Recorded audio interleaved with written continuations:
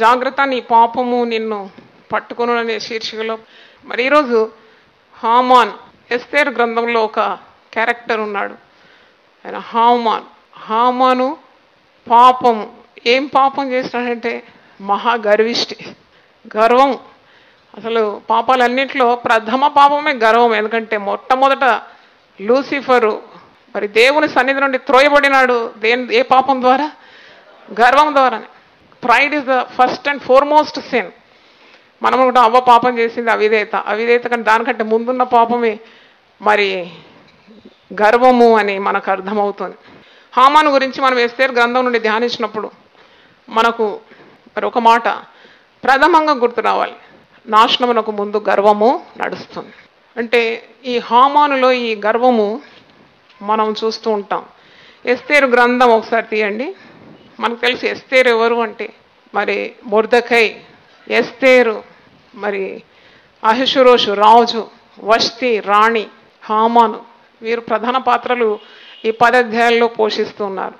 ఎస్తేరు ఒక అనాథ, తల్లిదండ్రులు లేని orphan, she's an orphan.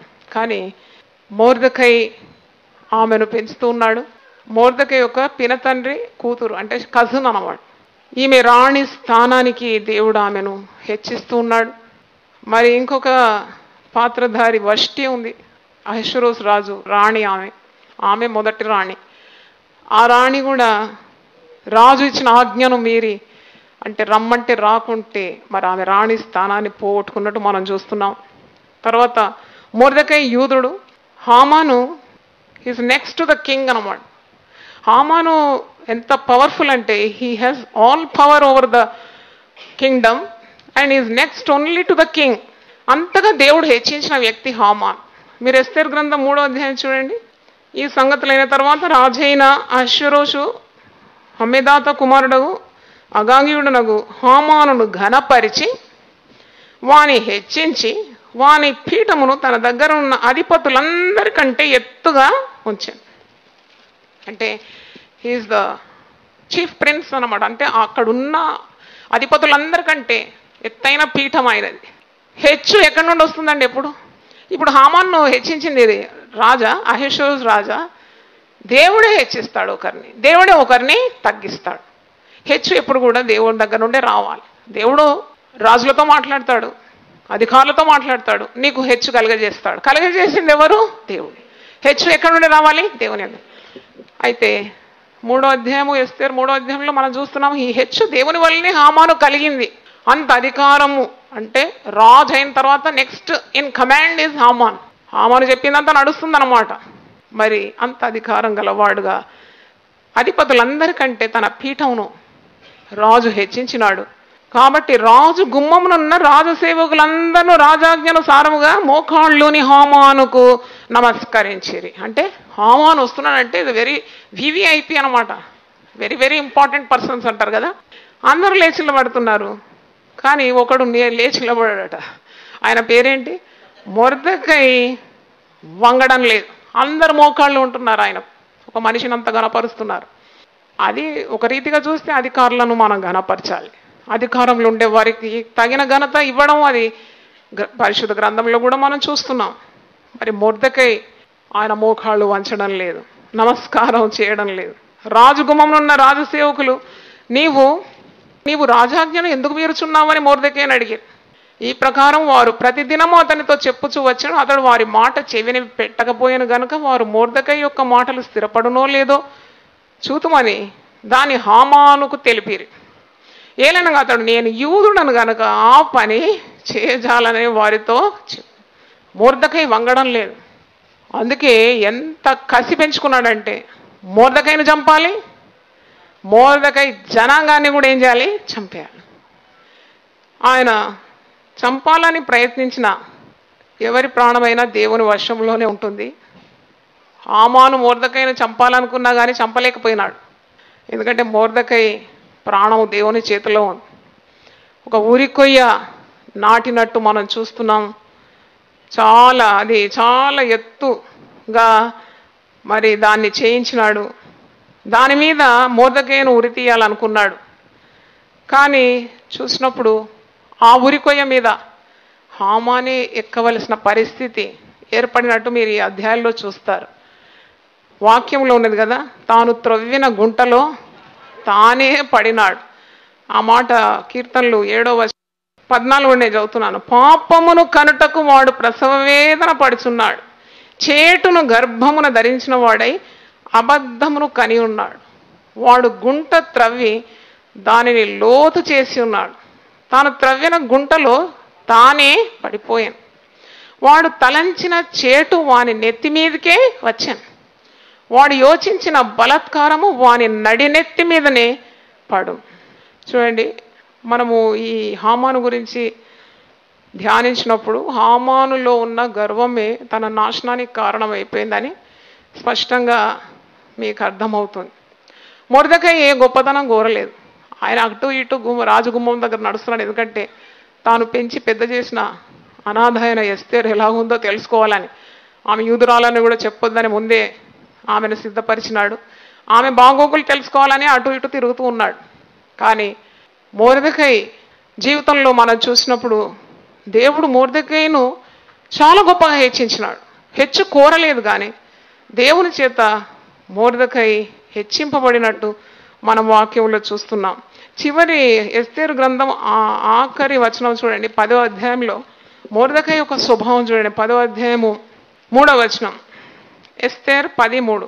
యూదుడైన Mordecai రాజైన అహష్వేరోషునకు ప్రధానమంత్రిగా నుండి తన వారందరితో సమాధానముగా మాట్లాడుచు తన జనుల యొక్క క్షేమమును విచారించువాడును, యూదులలో గొప్పవాడునై తన దేశస్తులో చాలామందికి ఇష్టడుగా ఉండాను.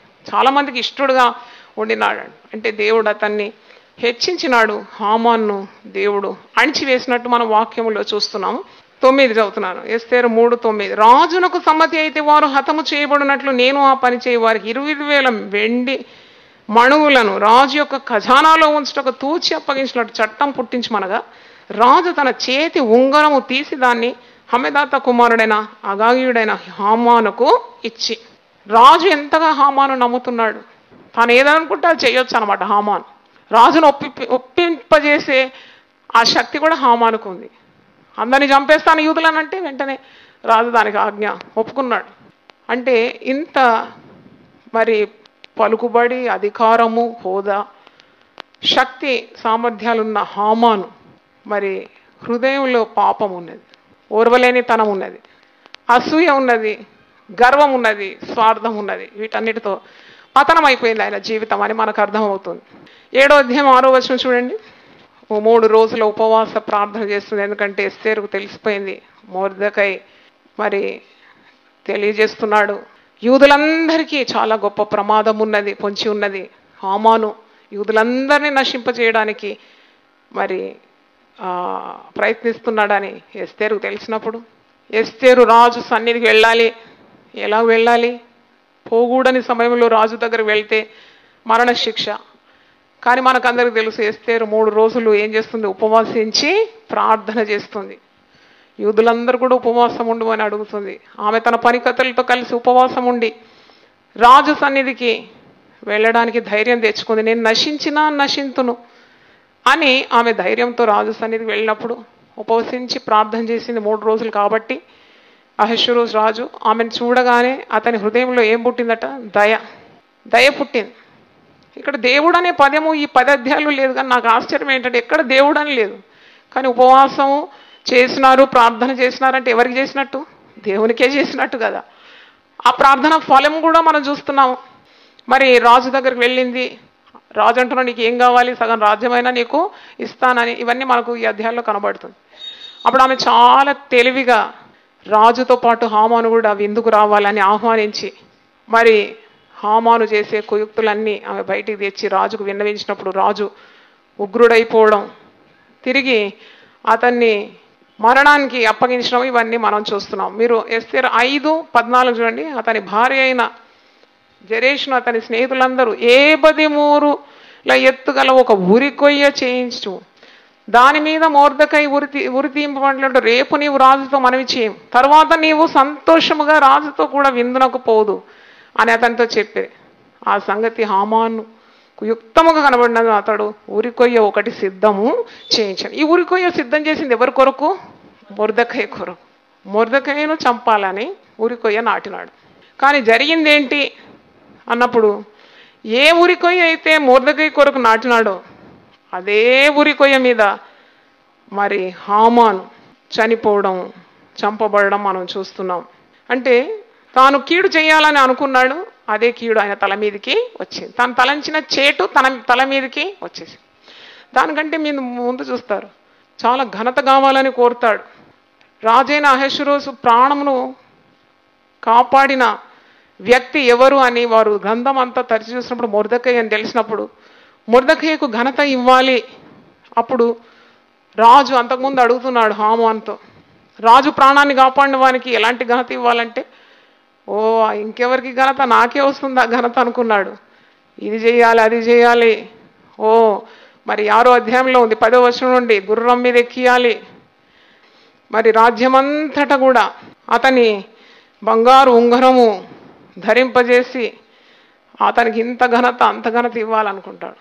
అసలు ఆ ఘనత అంతా కూడా ఎవరికి ఇవ్వమని రాజు చెప్తున్నాడు? మొర్దెకైకి ఇవ్వమంటాడు.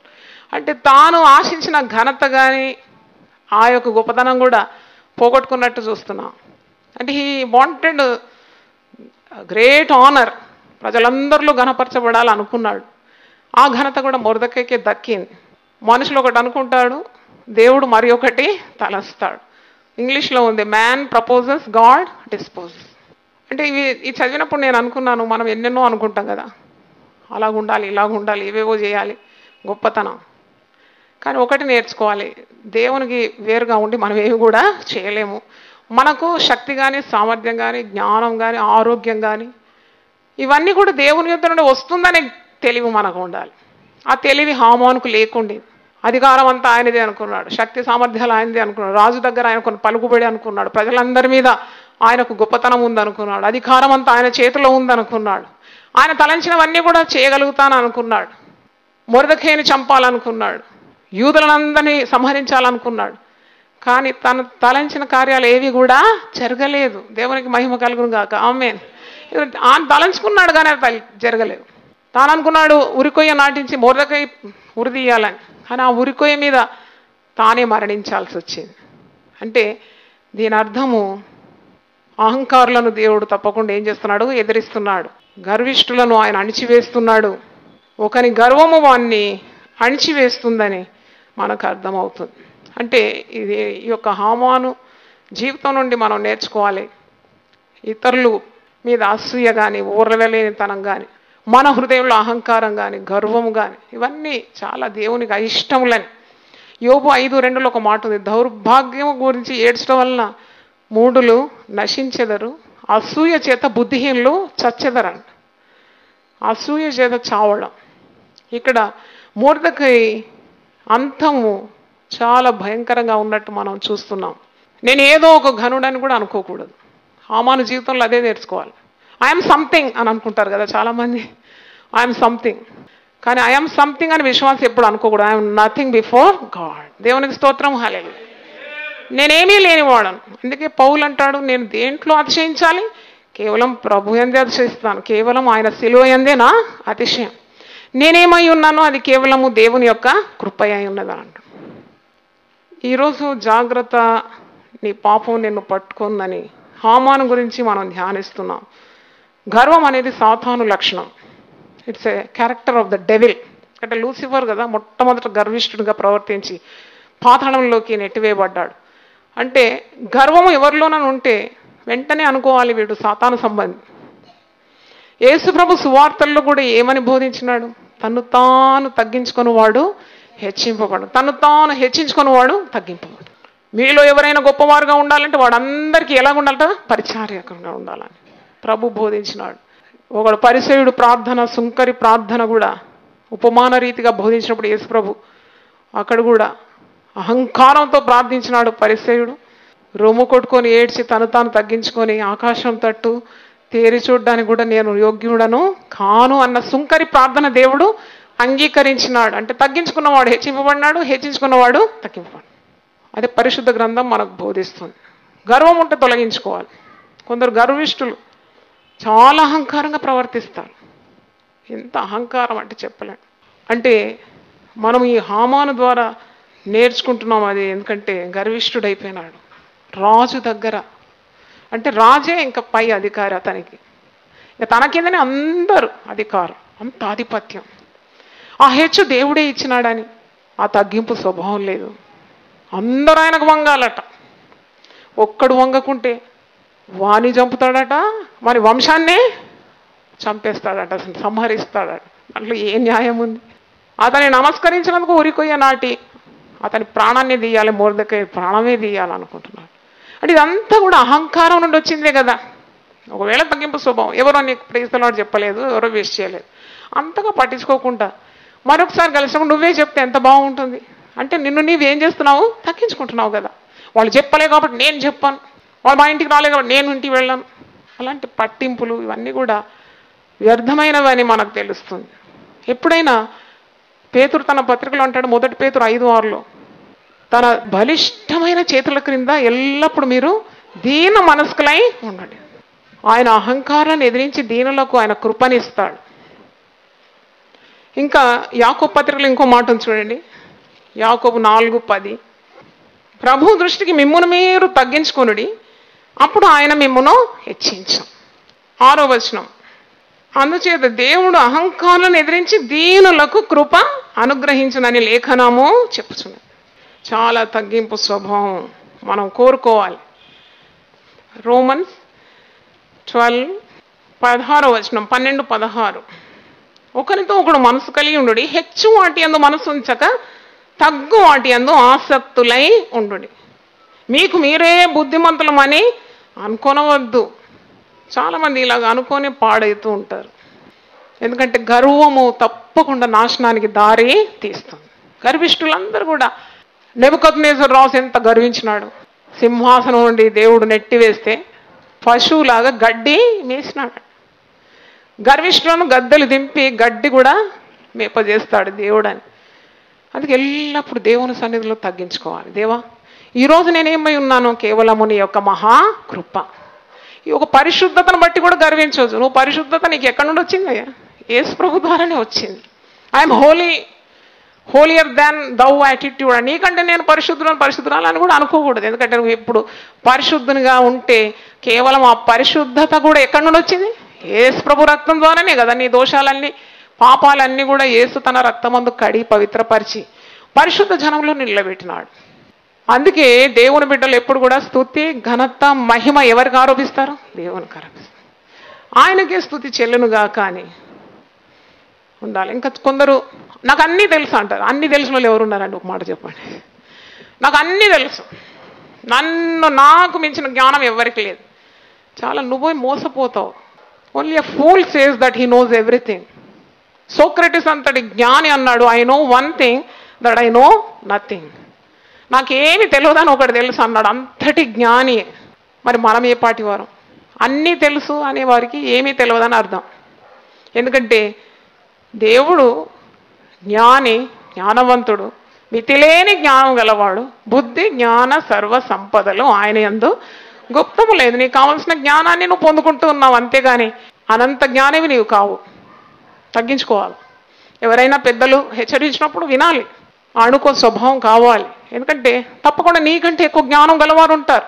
జెరెమియా 9:23, యెహోవా ఇలాగ సెలవిస్తున్నాడు, జ్ఞాని తన జ్ఞానమును బట్టి, శూరుడు తన శౌర్యమును బట్టి అతిశయింపకూడదు, ఐశ్వర్యవంతుడు తన ఐశ్వర్యం బట్టి అతిశయింపకూడదు. అతిశయించువాడు దేనిని బట్టి అతిశయింపవలనగా భూమి మీద కృప చూపుచు నీతి న్యాయములు జరిగించున్న యెహోవాను నేనే అని గ్రహించి నన్ను పరిశీలనగా తెలుసుకుని బట్టి అతిశయింపలు. అట్టి వాటిలో నేను ఆనందించువాడనై ఉన్నానని యెహోవా సెలవిస్తున్నాడు. శౌర్యను బట్టి, ఐశ్వర్యను బట్టి, బలమును బట్టి, బుద్ధిని బట్టి, ఆస్తిపాస్తులను బట్టి, ఆరోగ్యమును బట్టి, పేరు బట్టి, దేని బట్టి కూడా అతిశయించడానికి వీలు లేదు. కేవలము భూమి మీద కృప చూపుతున్న దేవుని తెలుసుకొని బట్టే నీవు అతిశయించాలి. ఆయనలోనే ఉండాలి నీ అతిశయం. ఎంతగా తగ్గించుకుంటావో అంతగా దేవుడు నేను హెచ్చిస్తాడు. నువ్వెంతగా హెచ్చించుకుంటావో అంతగా నీవు తగ్గింపబడిపోతావు. నీ గర్వం నేను నడిచేస్తుంది. కనుక ఇవన్నీ తెలుసుకోవాలి జీవితంలో. తగ్గించుకో. అందుకే మీరు లోకానికి ఏమై ఉన్నారు? ఉప్పై ఉన్నారు. ఉప్పులో ఏదైనా గర్వం ఉందండి? కూరలు వేస్తే ఎక్కడ ఉంటుందండి ఉప్పు? కనబడుతుందా నీకు? కనబడదు కానీ రుచి మాత్రమే తెలుస్తుంది. అలాగేనంట లోకానికి కనబడద్దట మనం. అందుకే కాబోలు యేసుప్రభు అంటున్నాడు, మీరు లోకానికి ఏమై ఉన్నారండి? ఉప్పులో ఉన్న గుణం ఏంటంటే కరిగిపోతుంది. ఐఎమ్ నథింగ్ అంటది అంతే. దేవునికి స్తోత్రం, హల్లెలూయా. I'm nothing. గర్వము నిన్ను అణిచివేస్తుందని మనం హామాను ద్వారా నేర్చుకున్నాం. అంటే ఇట్లాంటి వాక్యాలు ప్రసంగాలు విన్నప్పుడు చేదైన ఏదైనా వేరు నీలో మొలిచిందా అని నిన్ను నీవేం చేయాలి? స్వపరీక్ష చేసుకోవాలి. హెబ్రీలకు రాసిన పత్రిక 12వ అధ్యాయంలో ఉంది, మీలో చేదైన వేరేదైనా మొలిస్తే అది మీరు పెరిగివేయాలి. ఎందుకంటే ఆ వేరే వటవృక్షమై కూర్చుంటే నిన్ను పాడు చేస్తుంది. హెబ్రీలకు రాసిన పత్రిక 12:14 నేను చదువుతున్నా. అందరితో సమాధానమును పరిశుద్ధతయు కలిగి ఉండటకు ప్రయత్నించుడి. పరిశుద్ధత లేకుండా ఎవడునో ప్రభువును చూడడు. మీలో ఎవడైనా దేవుని కృపను పొందకుండా తప్పిపోనేమో అనియు చేదైన వేరు ఏదైనా మొలిచి కలవరపరచడం వలన అనేకులు అపవిత్రులై పోదురేమో అని ఏశావు గురించి చెప్తున్నాడు. ఒక కూటి కొరకు జ్యేష్ఠతపు హక్కును అమ్ముకున్న వ్యభిచారి వలె మీరు కాకూడదని, తర్వాత కన్నీళ్లతో ప్రార్థన చేసిన దేవుని కనికరాన్ని పొందలేదని వాక్యంలో మనం చూస్తున్నాం. కాబట్టి దేవుని వాక్కులు మీకు వచ్చినప్పుడు వెంటనే సరి చేసుకోవాలి. 5వ వచనం మత్తయి సువార్త 23:5, మనుష్యులకు కనబడు నిమిత్తము తమ పనులన్నీ చేయుదురు, తమ రక్షరేకులు వెడల్పుగాను తమ చెంగులు పెద్దవిగాను చేయుదురు. విందులలో అగ్రస్థానములను, సమాజ మందిరంలో అగ్రపీఠములను, సంత వీధుల్లో వందనములు, మరి మనుషుల చేత బోధకులని పిలువబడుటై కొందరు కోరుదురు. ముందే యేసు ప్రభు 2012 సంవత్సరాల ముందే చెప్పినాడు, నీకు అందరు మెచ్చుకొని ప్రభువు నిన్ను మెచ్చుకోకుంటే దానివల్ల ఏం ప్రయోజనం ఉంది? అందరు శభాష్ అని దేవుని దృష్టిలో నువ్వు నీచంగా ఉంటే ఏం లాభం? కాబట్టి దేవుని మెప్పు నీవు కోరాలి. దేవుని దృష్టిలో యోగ్యమైన రీతిలో నువ్వు జీవించాలని మనం కోరుతున్నాం. అంటే కొన్ని సత్యాలు హామాను జీవితంలో నేర్చుకున్నాం. హామాను గర్విష్ఠుడై మొర్దెకైని చంపాలనుకున్నాడు, చచ్చాడా? ఉరికాయ ఎక్కించాడా? తానే ఎక్కాల్సి వచ్చింది. తాను తవ్విన గుంటలో తానే పడిపోయినాడు. తన హోదా నుండి దేవుడు తొలగించినాడు. ఆ హోదాకు మొర్దెకైని ఎక్కించినాడు. దీనులను ఆయన సింహాసనం మీద ఎక్కిస్తాడు. మొర్దెకై ప్రజలందరి దృష్టిలో మంచివాడనే పేరు పొందుకున్నాడని ఇంతకుముందు మనం చదివినాం. రాజు దయ సంపాదించినాడు, మనుషుల దయ సంపాదించినాడు. గొప్ప స్థాయికి అధికారంలోకి మొర్దెకై వచ్చినట్టు వాక్యంలో ఉంది. మీరు ఇంటికి వెళ్ళి 10 అధ్యాయాలు చదివి అన్నీ అర్థమవుతుంది. నేను అక్కడిక్కడి నుండి మీకు కనెక్ట్ చేసినాను కాబట్టి చదివితే అర్థమైపోతుంది. మనం ప్రార్థన చేసుకుందాం. దీనులను దేవుడు ప్రేమిస్తున్నాడు. తగ్గించుకునే వారిని హెచ్చించడానికి దేవుడు సిద్ధంగా ఉన్నాడు. గర్విష్ఠులను అణిచివేయడానికి మరి వేరెవరు అవసరం లేదు, వారి గర్వమే వారిని అణిచివేస్తుందని దేవుడు అహంకారులను ఎదిరించి దీనుల కృపనిస్తాడు. తన బలిష్టమైన చేతుల కింద ఎల్లప్పుడు దీన మనస్సు గల వారిని ఆయన దృష్టిస్తూ ఉన్నాడు. తగిన సమయమందు వారిని హెచ్చిస్తానని 1 పేతురు 5:6 చూస్తున్నాం. ప్రభువా, హామాను పాపం చేసినాడు, గర్వంతో పాపం చేస్తున్నాడు. ఆ పాపం అతన్ని పట్టుకుంది, అతన్ని మరణంలోకి ఈడ్చుకొని వెళ్ళిపోయింది. అన్నీ కోల్పోయినాడు. తన కుటుంబాన్ని కోల్పోయినాడు, హోదాను కోల్పోయినాడు, పదవిని కోల్పోయినాడు, గొప్పతనాన్ని కోల్పోయినాడు. ఎన్నెన్ని నష్టాలు గర్వం చేత. ఒకవేళ గర్వ హృదయం ఉంటే, ఏవా నీ రక్తం చేత నన్ను కడుగు తండ్రి, గర్వపు మాటలు కానీ, గర్వపు క్రియలు కానీ, గర్వపు తలంపులు కానీ ఏవి కూడా ఇలాంటి చేదు వేర్లను పెకిలించేయమని ప్రార్థన చేయండి. ప్రభువా నాయనా నీకు స్తోత్రం. టీవీ ద్వారా దేవుని వాక్యం వింటున్న బిడ్డలు వారిని కూడా కడుగు నాయన, రక్తం చేత కడుగు. ప్రభువా నువ్వెంత చక్కగా యూదులను కాపాడినావు.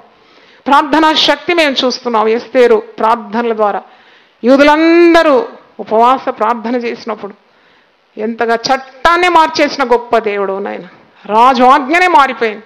అవును ప్రభు, అలాంటి స్వభావం మాకందరి దయచేయమని, పరిశుద్ధులుగా మమ్మను తీర్చమని యేసు పరిశుద్ధ నామములో అడిగి వేడుకుంటున్నాను తండ్రి. ఆమేన్, ఆమేన్. దేవుడు మనల్ని సమృద్ధిగా దీవించును గాక. ఆమేన్.